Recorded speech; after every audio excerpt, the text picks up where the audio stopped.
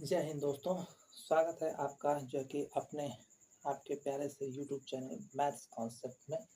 आज हम लोग पढ़ेंगे संविधान की प्रस्तावना, प्रिम्बल ऑफ द कॉन्स्टिट्यूशन। सबसे पहली बात इसमें है प्रस्तावना। अच्छा, वीडियो देखना स्टार्ट करें तो कॉपी पेन ले करके बैठा करिए। प्रस्तावना आप कहेंगे कि इसके कॉपी पेन लेकर बैठेंगे तो चीज़ों को नोट करते चलेंगे आप, तो आपके लिए फायदेमंद होगा। प्रस्तावना जो है संविधान के परिचय को कहते हैं। संविधान का परिचय है प्रस्तावना। प्रस्तावना को संविधान की कुंजी कहते रहते हैं। संविधान की कुंजी, संविधान की कुंजी इसे कहते हैं।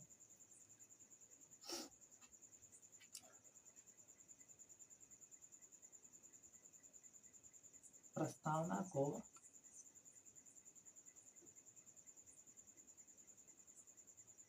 N.A. पालकीवाला ने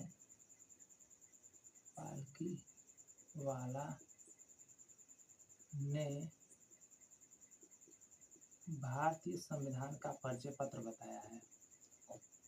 भारतीय संविधान का परिचय पत्र कहा है।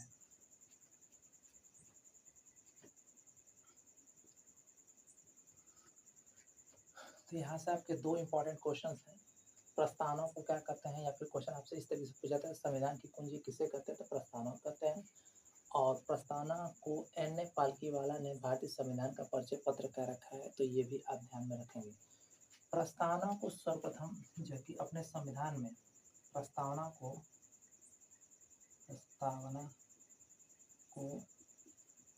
अमेरिका ने सर्वप्रथम अपने संविधान में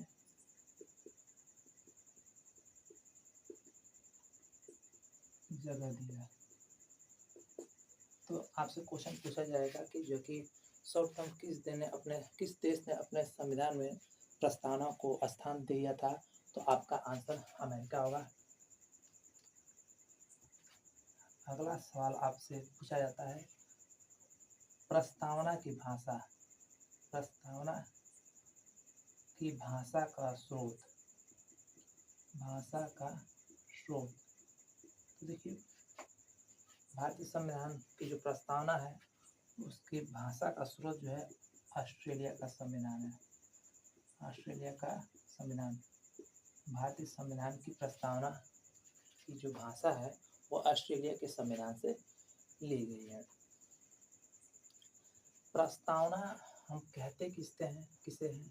देखिए, प्रस्तावना कहते हैं उद्देश्य प्रस्ताव को।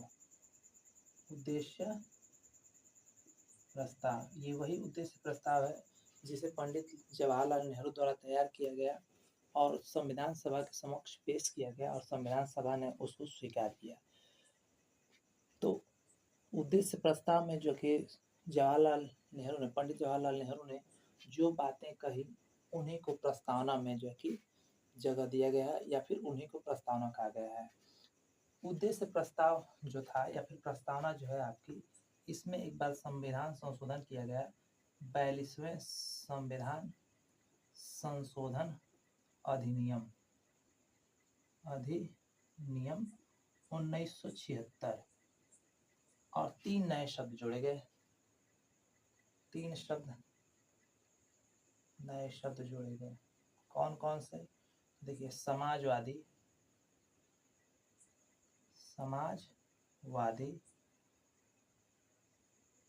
धर्मनिरपेक्ष,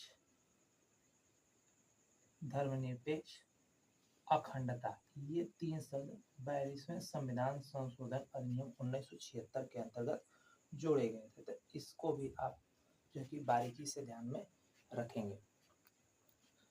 तो उम्मीद करता हूँ दोस्तों, यहाँ तक जो कि आपने जो कि इन क्वेश्चंस को अपने कॉपी में नोट डाउन कर लिया होगा, और जो कि नहीं नोट डाउन किए हैं तो कर लीजिए जल्दी से। और फिर मैं वीडियो को में और क्वेश्चंस जो भी हैं उनको आगे डिस्कस करता हूँ। चलिए तो आगे क्वेश्चंस डिस्कस किए जाएं।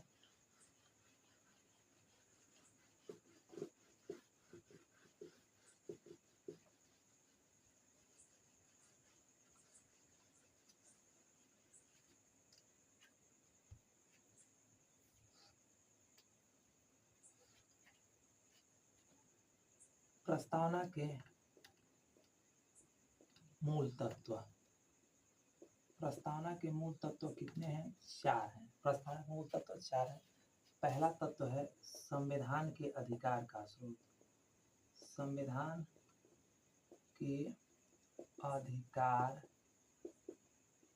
का स्रोत। इसमें क्या लिखा गया है? तो संविधान के अधिकार के स्रोत में अगर आप प्रस्तावना को पढ़े होंगे कभी भी तो आप देखे होंगे कि प्रस्तावना हमारा जो शुरू होती है हम भारत के लोग से शुरू होती है। तो इसका तात्पर्य ये है या इसका मतलब ये है कि जो भारतीय संविधान है ना वो भारत के लोगों से शक्ति ग्रहण करता है। तो संविधान की शक्ति का केंद्र बिंदु भारत की जनता है। भारत की जनता है। ये पहला आपका मूल तत्व है। दूसरे मूल तत्व में भारत की प्रकृति की बात है। भारत की प्रकृति। भारत किस प्रकृति का है?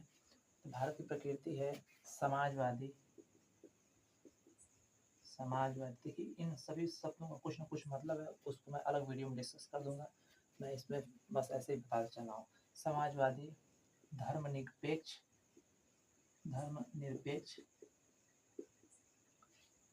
लोकतांत्रिक,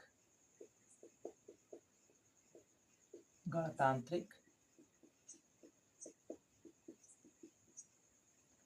राज व्यवस्था वाला देश बताया गया है भारत को।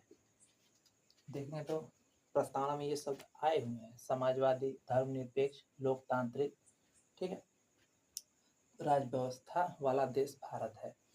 तीसरी बात है मूल तत्व की संविधान के उद्देश्य। संविधान के उद्देश्य। संविधान के जो उद्देश्य हैं वो कौन से हैं? तो पहला है आपका न्याय, दूसरा है स्वतंत्रता, न्याय, स्वतंत्रता, समता, बंधुत्व, ये इसके उद्देश्य हैं। मतलब सबको न्याय मिलना चाहिए, सबको स्वतंत्रता मिलनी चाहिए, सबको अवसर की समानता होनी चाहिए, सबके अंदर भाईचारे की भावना विकास।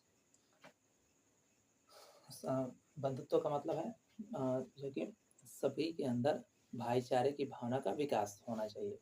ये है संविधान के उद्देश्य। चौथा है मूल तत्व संविधान प्रारंभ की तिथि।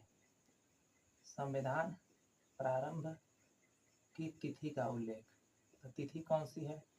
26 नवंबर 1949। 26 नवंबर 1949 और 26 नवंबर को ही संविधान दिवस भी मनाया जाता है। संविधान दिवस 26 नवंबर को संविधान दिवस मनाया जाता है। ये भी क्वेश्चन आपसे पूछा जाता है, ध्यान रखिएगा। तो प्रस्तावना पूछेगा आपसे कि मूल तत्व कितने हैं? 4। पहला तत्व है संविधान के अधिकार का स्रोत। तो भारत का जो कि प्रस्तावना है संविधान का वो है हम भारत के लोग से शुरू होती। तो उसका मतलब होता है कि जो कि समस्त शक्ति का भारतीय संविधान की जो शक्ति है वो भारत की जनता में निहित है। भारत की प्रकृति कैसी है? तो समाजवादी है, धर्मनिरपेक्ष है, लोकतांत्रिक है, गणतांत्रिक है, इस तरीके से।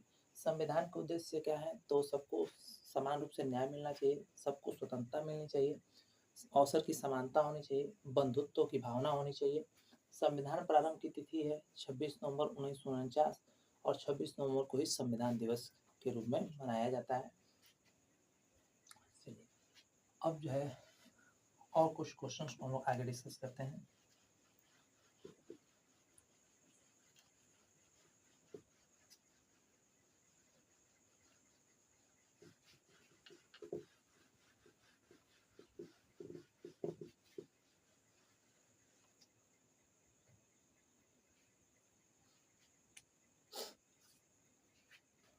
पहला शब्द लेते हैं प्रस्तावना का। प्रस्तावना के मुख्य तत्वों में, प्रस्तावना के मुख्य शब्द में पहला शब्द लिया जाए संप्रभुता।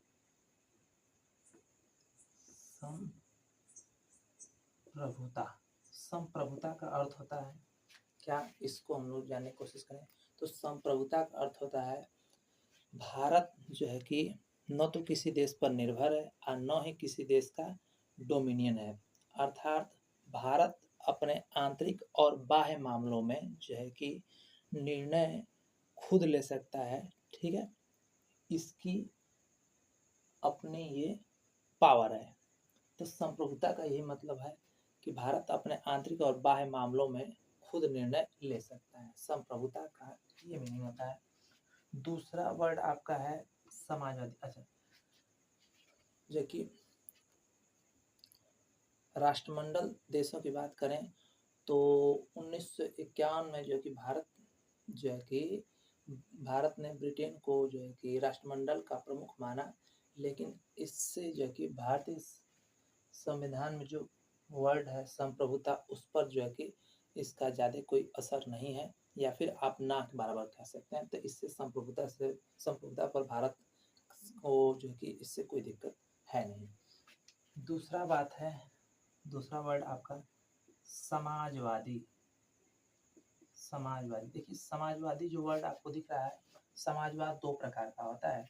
एक होता है आपका साम्यवादी समाजवाद, और एक होता है जो कि लोकतांत्रिक समाजवाद।